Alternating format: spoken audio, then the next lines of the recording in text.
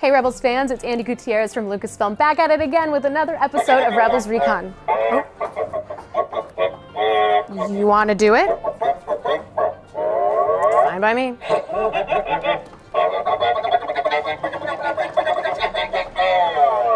You're supposed to say this is Rebels Recon.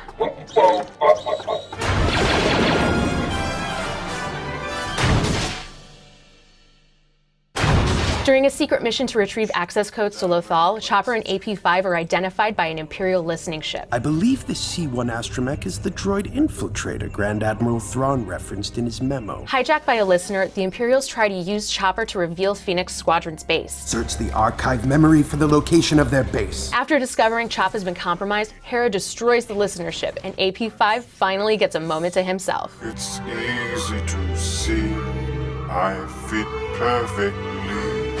Double Agent Droid gave us a closer look at Chopper and AP-5's dynamic. I sat down with cast and crew to talk about the challenges of working with Chopper, learning a little bit more about the Imperial listeners, and getting to the bottom of AP-5's moment of zen. Check it out.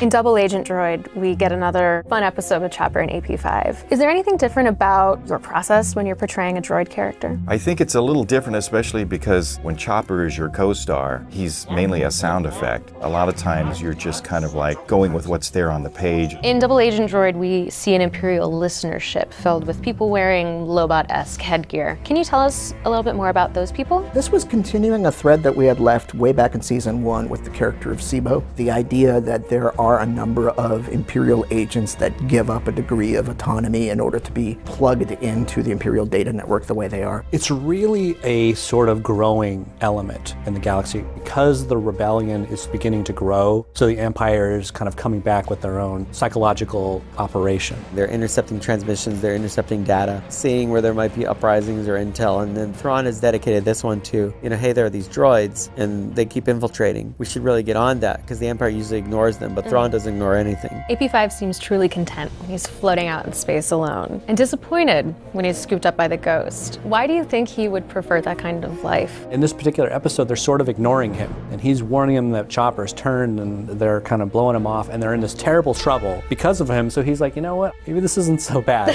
He tolerates the presence of the rebels. I think he gets, because the Empire had no use for him, he was kind of going to be decommissioned, that it's better to be with them, but he just suffers under their lack of organization and structure. So in some ways he would like to just float out there and let his battery die. He either wants one of two things: stuff to organize and to be left alone. So I imagine if he's free floating in the cosmos, he could probably catalog all the stars around him, and that's his happy place. As he's floating, AP-5 sings a great little song. Was this in the script, or was it something that was just created as you were recording? This was in the script. I remember asking Dave Filoni, I said, are we really going to have this droid singing here in Star Wars? Are we going to do this? And he said, yeah, why not? And the day that we did that, everybody else, I think, was finished with what they were doing on the show. And Taylor and Freddie and everyone was like, no, we're not going anywhere. We want to stay in here, AP-5 sing. I have weird moments where I think things are going to be funny. And when we got to this moment with AP-5, I just pictured him alone in space. It's so different for him. I thought it'd be funny if he kind of just spun it and doesn't even realize that in this euphoric moment he starts to sing. And I just think it's funny. I mean, it's this very bizarre moment. But with these episodes, I think you want to go weird. Half the audience will call them filler. I know that now. I can't be like Dower and Obi-Wan serious every week. That's yet to come.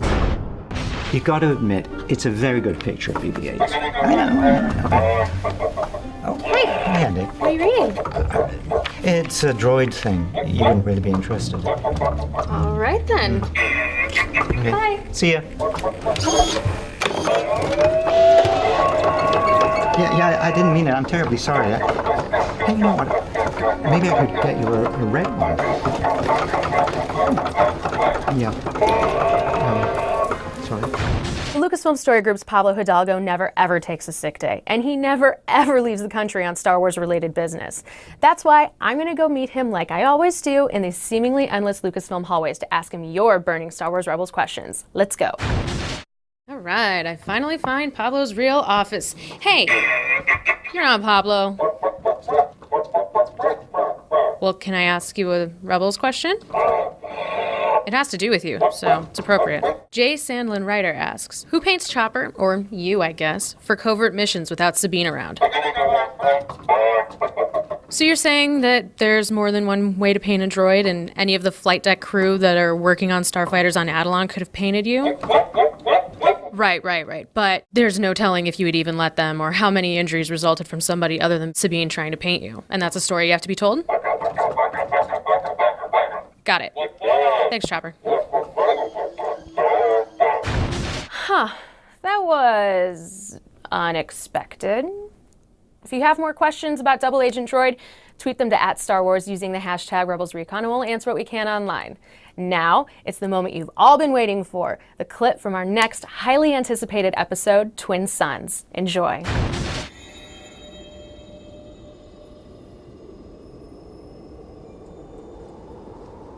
Lost.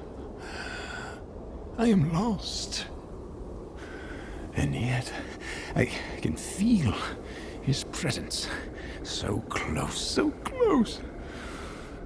I can see him in my mind's eye.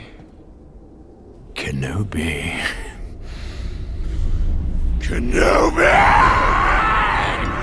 Thanks for watching Rebels Recon. We'll be back next week with a can't miss episode. But if you're hungering for more Rebels info in the meantime, check out the episode guide for Double Agent Droid on StarWars.com on Monday. And get ready for Twin Suns. Thanks again, and I'll see you next week.